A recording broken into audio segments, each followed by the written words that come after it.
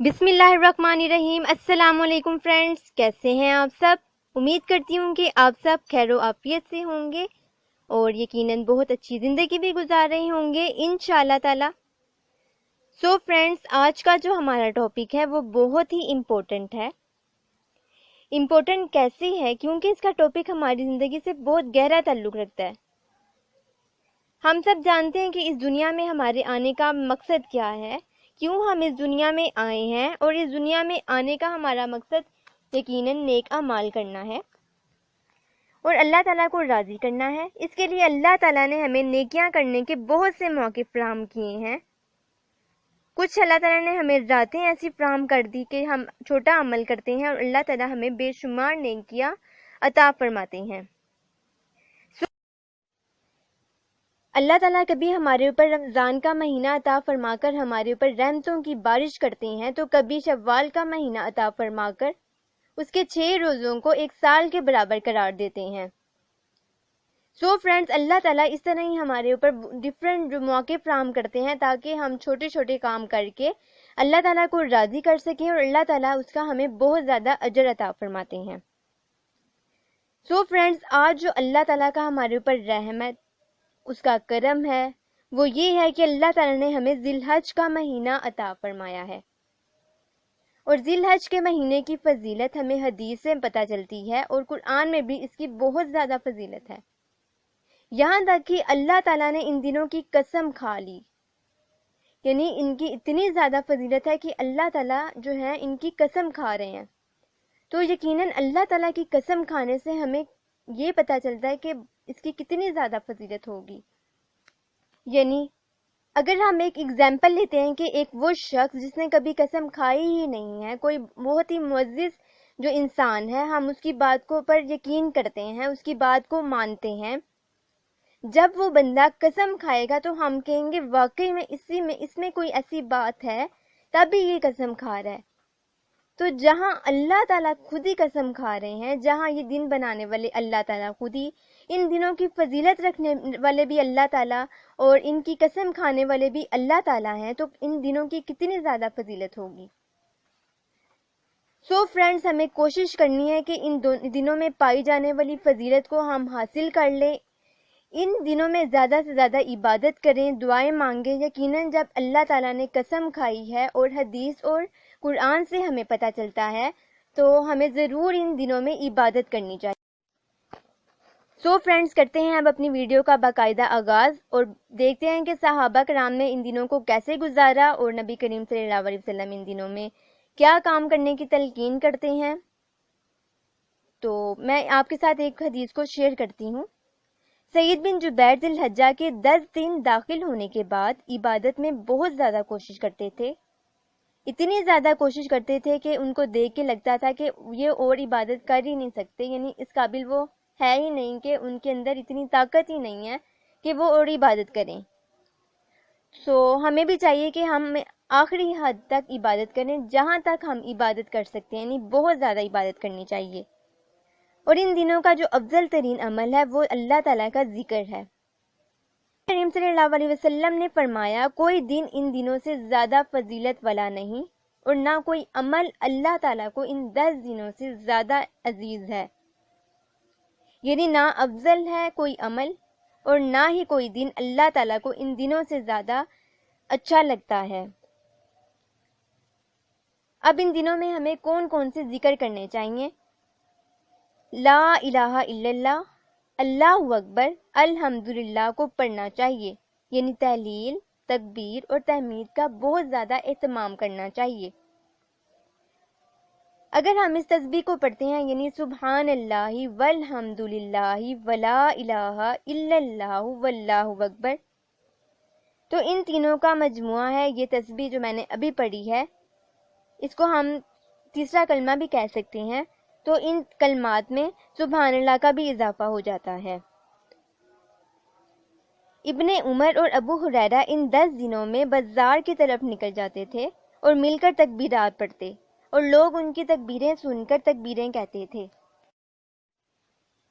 ابن عمر اور ابو ہریرہ ان 10 دنوں میں بازار کی طرف نکل جاتے تھے اور مل کر تکبیرات پڑھتے، لوگ ان کی تکبیریں سن کر تکبیریں کہتے تھے۔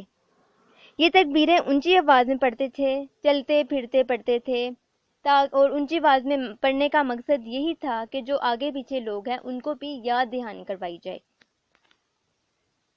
محمد بن علی تھے وہ جو نفل نمازوں کے بعد بھی تکبیریں پڑھتے تھے، یعنی آگے اٹھتے بیٹھتے چلتے پھرتے پڑھتے تو تھے، لیکن وہ جو تھے نا، جب نفل نماز پڑھتے تھے تب بھی ان تکبیروں کو ضرور کرتے تھے۔ ابن عمر مینا کے ان دنوں میں بستر پر راستے میں تکبیر کہتے تھے، یعنی ہر وقت اٹھ رہے ہیں، وہ بیٹھ رہے ہیں، بازار جا رہے ہیں، ہر وقت ان کی زبان پر یہ کلمات ہوتے تھے۔ نبی کریم صلی اللہ علیہ وسلم نے فرمایا کہ ذی الحج کے ان دنوں کی فضیلت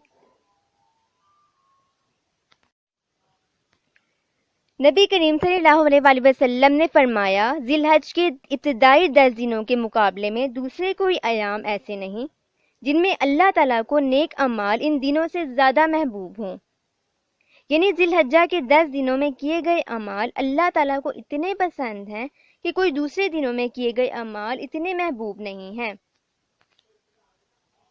صحابہ کرام رضی اللہ تعالیٰ عنہ نے عرض کیا کہ جہاد بھی نہیں؟ آپ صلی اللہ علیہ وسلم نے فرمایا اللہ کی راہ میں جہاد بھی افضل نہیں ہے، اتنا بھی افضل نہیں ہے سوائے اس آدمی کے جو اللہ کی راہ میں نکلے اور نہ جان واپس لے کر آئے اور نہ ہی مال، تو وہی والا جہاد زیادہ افضل ہے۔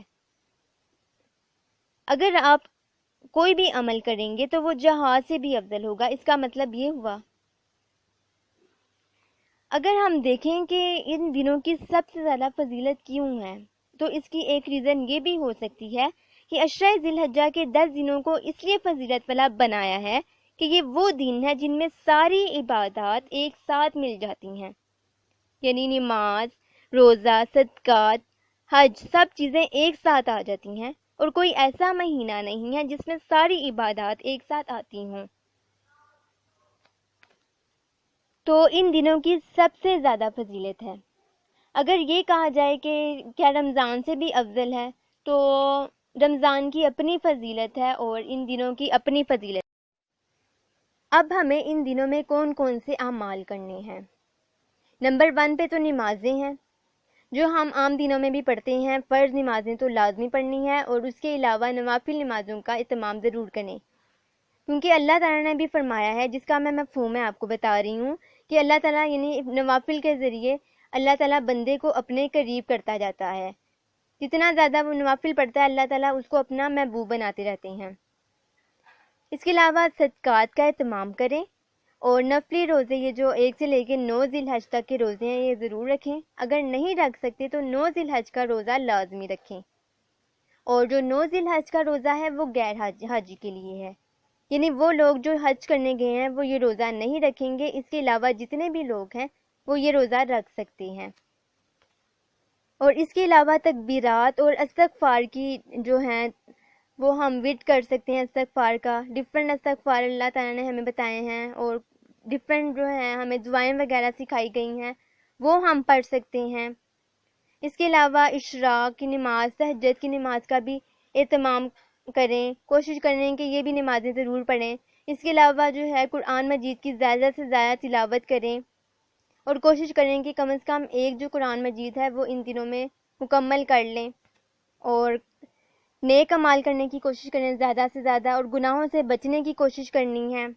اپنے نفس کو بھی بچانا ہے اور دوسروں کو بھی تلقین کرنی ہے، کیونکہ ان دنوں کی بہت زیادہ فضیلت ہے۔ تو کوشش کرنی ہے کہ جتنی بھی عبادت کر سکیں اتنی عبادت کریں، اور اپنے ساتھ دوسروں کو بھی دعاؤں میں ضرور یاد رکھیے۔ آخر پہ ایک چھوٹی سی بات پہ کہ اللہ تعالیٰ کی ذات ہم پر بہت زیادہ مہربان ہے، کیونکہ اللہ تعالیٰ اپنے محبوب سے بہت زیادہ محبت کرتے ہیں، اور اسی وجہ سے اللہ تعالیٰ نے ہمیں بہت سے دن اور راتیں عطا فرمائی ہیں، جیسے شب قدر۔ ہم جب عبادت کرتے ہیں تو 1000 سال کی عبادت کا ہمیں ثواب ملتا ہے۔ تو اللہ تعالیٰ نے ہمیں بہت ساری ایسی نعمتیں عطا فرمائی ہیں، تو ہمیں کوشش کرنی چاہیے کہ جو اللہ تعالیٰ نے ہم پر اپنا کرم کیا ہے ہم اس کو زیادہ سے زیادہ اس سے مستفید ہو سکیں، اس کو پا سکیں، ہمیں کوشش کرنی چاہیے کہ جو ذی الحج کے یہ جو اب دن گزر رہے ہیں ان کو ضرور ہمیں اس کی میں زیادہ سے زیادہ عبادت کرنی چاہیے۔ آخر میں ایک چھوٹی سی بات کے ساتھ کہ اللہ کی ذات بہت ہی مہربان ہے، کیونکہ اللہ تعالیٰ اپنے محبوب حضرت محمد صلی اللہ علیہ وسلم سے محبت کرتا ہے، اسی لیے اللہ تعالیٰ نے ہمیں بہت سے دن اور راتیں عطا فرمائی ہیں تاکہ ہم چھوٹی سی عبادت کریں۔ تھوڑی سی عبادت پر اللہ تعالیٰ نے بہت سے انعامات عطا فرمائے ہیں، تو ہمیں بھی چاہیے کہ جو اللہ تعالیٰ نے ہمارے لیے فضیلت والے دن بنائے ہیں، ہمیں بھی کوشش کرنی چاہیے کہ ان دنوں میں اللہ کی زیادہ سے زیادہ عبادت کریں اور ان میں پائی جانے والی فضیلت کو حاصل کر سکیں یا حاصل کرنے کی کوشش کریں۔ فرینڈ، یہ تھی ہماری آج کی ویڈیو۔ کمنٹ باکس میں ضرور بتائیے گا کہ میری ویڈیو آپ کو کیسی لگی، اور میرے چینل کو سبسکرائب اور میری ویڈیوز کو لائک کرنا بالکل بھی نہ بھولیے گا۔ ملتے ہیں اپنے نیکسٹ ویڈیو میں ایک نئے ٹاپک کے ساتھ۔ تب تک کے لیے اپنا اور اپنے گھر والوں کا بہت زیادہ خیال رکھیے گا اور مجھے اپنی دعاؤں میں یاد رکھنا بالکل بھی نہ بھولیے گا۔ اللہ حافظ۔